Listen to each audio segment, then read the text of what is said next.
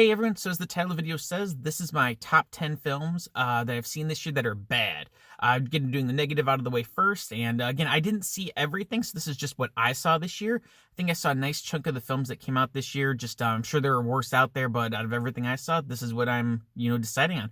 There are non-spoilers for these films, so feel free to, if you want to check them out after, of course, this glowing review I'm going to give for all 10 of these, dive right into it.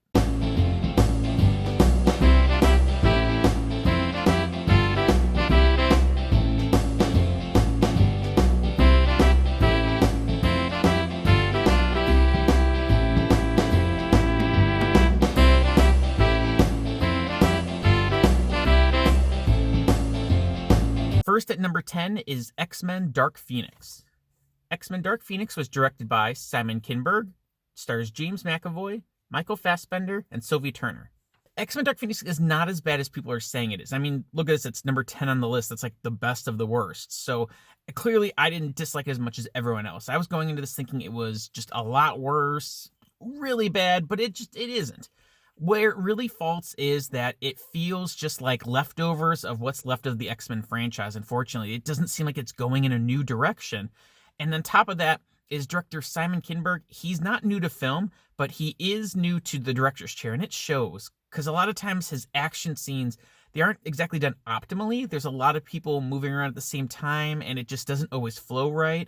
And when he's not doing action scenes, all of the more dramatic moments or anytime people are talking, it's all done in shot reverse shot, which is pretty much one of the most basic filming techniques out there. Not that it shouldn't ever be used, it's just not to be overused, which Kinberg is definitely guilty of in this film. And fortunately, the best sequence in it is the train sequence at the end, and that was actually a reshoot. Usually I hate reshoots. Reshoots are just the worst when test audiences just don't get a film and can ruin it, but unfortunately it's kind of sad that it was some outside direction that gave Kinberg the best scene in the movie. I just wish he had that kind of direction sooner, just that kind of input put in sooner to have made the whole movie just as good as that part was. Because of all that, I'm going to give X-Men Dark Phoenix a 6 out of 10. Number 9 is Black Christmas, 2019. Black Christmas 2019 was directed by Sophie Takal, stars Imogen Poots, Elisa Shannon, Lily Donahue, and Brittany O'Grady. Sophia Takal's goal was essentially to make a horror movie where the women who are usually exploited in the film are seen as more the aggressors. They overcome what the movie throws at them. And that's actually a brilliant idea. There are a lot of horror films that have come out, 70s, 80s, even now, where the women are severely exploited. There's just one big if with that.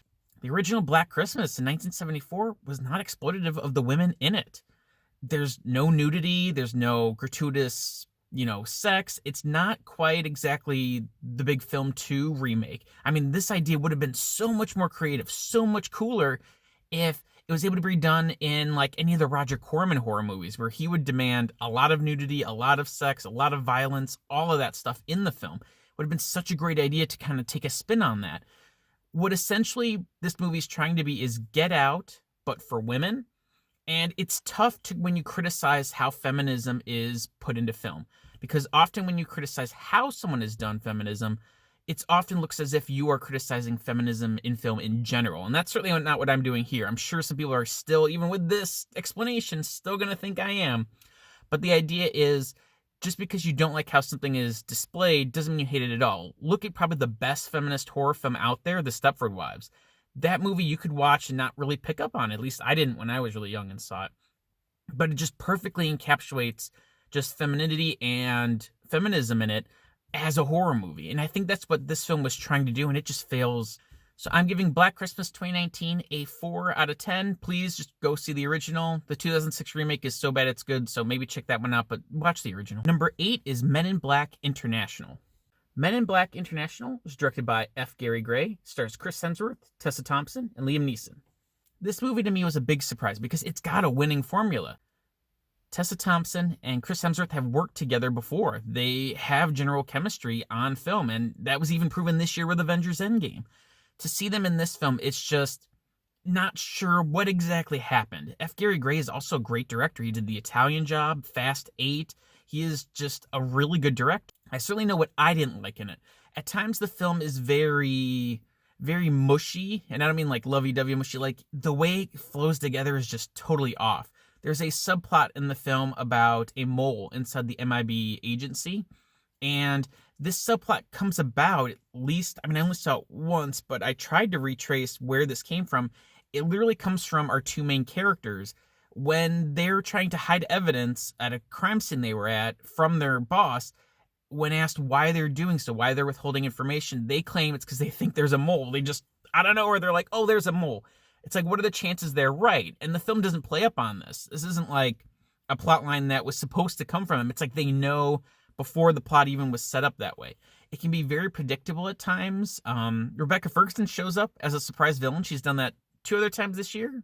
Maybe not as a surprise villain, but she's just the villain all of a sudden in every film coming out in 2019. So her character's there, and just not a lot is done to be creative with some of the aliens in it. Rebecca Ferguson herself in the film just has like a weird haircut and a third arm that pops up. It's like, that's it. Something, you could do easily with either CGI or costume effects. Just isn't as much creativity. It just lacks any kind of imagination at times. There are some cool things about it. That's why it's not very low on the list, but they're few and far between. I'm giving Men in Black International a 4 out of 10. Number 7 on the list is Hellboy 2019. Hellboy 2019 was directed by Neil Marshall, stars David Harbour, Mila Jovovich, and Ian McShane. Watching this film, the cinematography was just bad at times, and just nothing really seemed to flow right. And I wasn't surprised to hear that the director of photography was fired by the producers. Unfortunately, it wasn't because they did anything wrong. It's because the producer wanted to make sure that director Neil Marshall knew he was not in charge on this set, that the producers were going to do whatever they wanted, when they wanted, and how they wanted, and he was just merely there. And that's not a hostile working environment. David Harbour apparently walked off set at one point, more than once. There's just a lot of things going on about a very troubled production, and it shows in this movie. It's not quite as well put together. David Harbour does a good job. I don't want to hate on him just because he's not Ron Perlman. He's a phenomenal actor, and in this he does a decent job. His Hellboy is a bit more whiny, a bit more teenager-like, which makes sense because of how Hellboy ages. But at times, he becomes a bit of a stick in the mud. And Neil Marshall's a great director. There were a lot of times where he did some cool things in this, and there are some cool concepts put into the film. He's had a great track record, Neil Marshall, with some of his films. So I definitely think there was just too much going on behind the scenes to make this thing work. And I'm giving Hellboy 2019 a 4 out of 10. Number 6 is The Lion King 2019. Lion King 2019 was directed by Jon Favreau. It stars Donald Glover, Beyonce, Seth Rogen, and many others. So, Lion King 2019, can you tell I don't like remakes? Half this list is going to be remakes. And with The Lion King, there were some people who wanted to hate this film. Just some people are on this bandwagon to hate these live-action Disney remakes. I like to reserve seeing them first before I make that judgment, so I certainly did not set out to dislike this movie. But come on, the facial expressions on the CG animals are just lacking. It's just there's no care given to any of it. It's pretty much just a retread, whereas at least the others tried to do a few things different. This is, I think, the one that did the least bit of difference. There's a cast photo that was floating around. Not everyone was there when the photo was taken. They are composited in and taking pictures at different times because of the schedules of the actors. And while I guess that's okay. People are speculating she was photoshopped in. Right. And you're right next to her. Yeah. Can you tell us whether she was there? Yeah, she wasn't there. She wasn't there? No, she wasn't there, no. No, wait, so, and... Was everybody else there? I think almost everyone else was there, but... It's just a microcosm for exactly what this film is, and it's different things just composited together to look like it's something else. And voice work doesn't always carry the film. They play Can You Feel the Love Tonight during the day. I'm giving The Lion King 2019 a 3 out of 10. Number 5 on the list is Pet Sematary 2019. Pet Sematary, directed by Kevin Kolesh and Dennis Wildmeyer, stars Jason Clarke, Amy Seimetz, and John Lithgow. Now, this is another one that, just because it's a remake, I don't go into remakes wanting to hate them. And I know that's probably not evident, as like I said, half this list is a remake. But With this Pet Sematary, it's really just cashing in on the Stephen King craze going on right now. We get Stephen King movies now, several a year. They're kind of the trend, and it's understandable. John Lithgow is very good in the film. He has, he plays the neighbor, and he does a good job. And I don't want to hate on him. The acting isn't poor. It's just the look of this film is so bad. Everything's in so much different grayscale. At times, it almost looks black and white. It's just there's no color, there's no pop, there's just nothing creative about the scenes in it. And the film makes a slight change. The story takes a slight turn in who exactly dies and is brought back to life, but this change was already shown in the trailer, so when it happens in the film, it leaves no impact. I'm giving Pet Sematary 2019 a 3 out of 10. Number 4 on the list is Charlie's Angels 2019. All right, so this is the last remake, I promise. Charlie's Angels 2019 was directed by Elizabeth Banks, stars Kirsten Stewart, Ella Balinska, and Naomi Scott. This was a film that, after the trailer, did garner some hate groups, and I certainly was not part of them. It wasn't until seeing the film that, kind of wasn't too good. Elizabeth Banks, I don't want to be one of the haters. She's kind of lumped everybody who didn't like the film to this hater group. But I know the project was very close to her. And again, because there were people who were hating on it, it's easy to just think that you're just part of that group if you hate this film. This kind of harners back to what I was saying about the Black Christmas remake this year, is this film has some feminist statements in there, but it's not done very well. There's no substance to any of the feminism that's put in the film. Characters directly state things, and after the first scene, introducing the current two angels, there's a montage that, instead of being exterior shots, instead of setting up where the story is going to go next, it's a woman running. And, it's a montage of women doing strong things, and it's just so on the nose. Elizabeth Banks is spelling it out. Beyond that, the reason it's so much lower down on this list is the directing just isn't very good. Elizabeth Banks is, a great actress. She was okay in Brightburn, but I've liked her in everything else she's been in. And there are moments where the footage is sped up during fight scenes. There are times where the camera cuts a lot, and it just shows she doesn't really know action that well. And it's just seeing these kinds of mistakes just really drags the film down. I generally want to see a movie about, kick-ass women who are very attractive. That is what I want to go to this theater to see. But the way it's done here just wasn't very good. I'm giving Charlie's Angels 2019 a 2 out of 10. Number 3 on the list is The Kid Who Would Be King. The Kid Who Would Be King is directed by Joe Cornish, stars Louis Ashbourne Circus, Agnes Ermi, and Dean Chamoot. So The Kid Who Would Be King, I've tried to not hate on the film because it's intended for kids. It's a kids film, and that's fine. This was a January release, so I thought it could slip under my radar, but I caught it just in time. It's essentially the story of a young boy who finds out he's the reincarnation of King Arthur. And this has some great aspects to it. It's directed by Joe Cornish, who did Attack the Block, which was a really entertaining and well-done film about these aliens attacking inner-city kids. Yeah, it's one of John Boyega's first films. So to see Joe Cornish was going to do another film, I was very excited to see it. And it's just, it just not that good. The movie does this thing that films are doing now where they end early, but then reveal they have another sequence to go through. Like, the villain is defeated, that's it. And suddenly the characters realize the villain is back in again, and they have to do a whole another sequence where they take them out. And a lot of films are doing this. It feels tacked on. It feels like they're drawing it out. It has some celebrity cameos / small roles. Rebecca Ferguson, I mentioned, is in the film, but immediately changes shape. She's not in it very much. Patrick Stewart shows up. He's Merlin, but he's Merlin as an old man, and Merlin is a kid in the movie, but he turns into an old man when he runs out of magic. So sometimes he's there as Kid Merlin, but then he's there as adult Merlin in Patrick Stewart form. I don't know exactly what they were doing with that. It feels like kind of a push to have a cameo. I feel like they should just stuck with one character. The magic from Merlin in this is so annoying. He waves his hands, and he looks like someone stung him in the ass with a syringe, and he doesn't know what to do. His hands flap around, and he makes all these annoying gestures, and they go on forever. I feel like maybe if I was younger, I would have really liked this. The film is just a slog to get through. I'm giving The Kid Who Would Be King a 2 out of 10. Number 2 on the list is The Prodigy. The Prodigy was directed by Nicholas McCarthy, Stars Taylor Schilling, Jackson Robert Scott, and Peter Mooney. So The Prodigy had a good market for it. It was basically just telling you, hey, it's about a couple who discover their young child is crazy. There was an air of mystery as to what's going on with the kid. Is he possessed? Is he just sick in the head?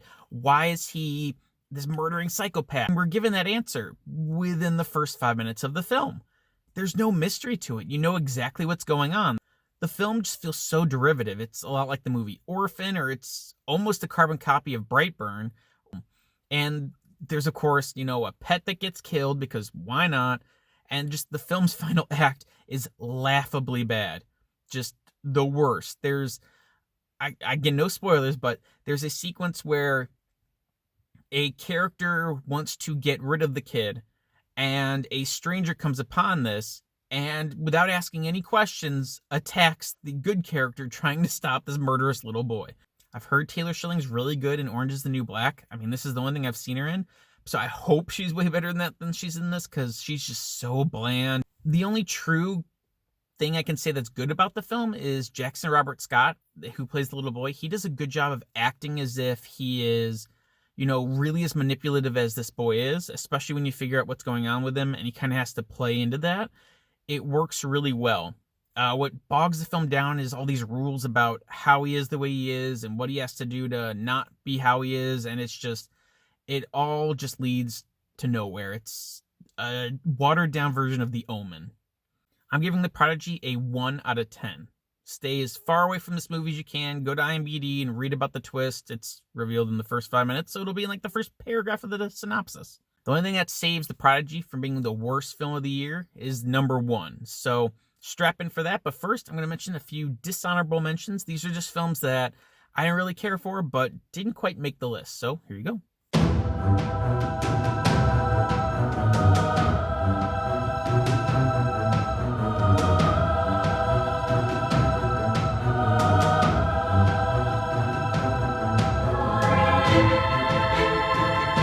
The number 1 worst film of 2019 of the films that I saw is The Haunting of Sharon Tate. The Haunting of Sharon Tate is directed by Daniel Farrens, stars Hilary Duff, Jonathan Bennett, and Lydia Hurst. The Haunting of Sharon Tate is essentially a horror movie version of Sharon Tate's murder. And had I known that, I would not have seen it. I do this thing every once in a while where I go into a film blind. I don't look at the trailers, the poster, anything. So going in, I only knew the title. The movie is speculating on an interview Sharon Tate gave a year before her murder, where she essentially predicted it almost. She talks about a nightmare she had, and the nightmare is eerily similar to her eventual murder. The film makes statements about her and Roman Polanski, and neither of them can defend themselves. It's just done, again, in poor taste. It's a comeback for Hilary Duff. This is kind of one of her first jobs now coming back into acting, and I just wish she had just chosen something better. She's not very good in it, but I don't think that tributes to her ability to act. I think that's just how bad the script is. She's very monotone at times, and she took the job as a way to honor Sharon Tate, but I think it's done the opposite. These people, they're a threat to my safety and to the safety of my baby. What put a pin in this for me as one of the worst films of the year is Sharon Tate's sister, Deborah Tate, has not endorsed the film. She has spoken out against it. She did not give her permission for this to be filmed. And it's clear this is a cash grab intent to get someone to turn essentially a tragedy into a big old horror film. The movie wasn't even feature length, so there are scenes in the film in slow motion just to get it to feature length. It's just the epitome of laziness. Daniel Farrens is also doing a film that's apparently been out now too this year that's all about OJ's murder of Nicole Brown Simpson, and it's not right to exploit these terrible situations that have happened in real life. If you want to do a movie about an actress who gets killed, then believes it's a haunting involved, that's fine. Make an allusion to what's happened, but to cash in on such an event, this isn't Once Upon a Time in Hollywood. That's all I'm going to say there. No surprise, I'm giving The Haunting of Sharon Tate a 1 out of 10. Please steer clear, far away from this film. Whew. So now that we got all the negative out of the way, we're going in hard next time for the best films of 2019. All the good ones I saw. I'm going to do my top 10, so stay tuned for that. Bye.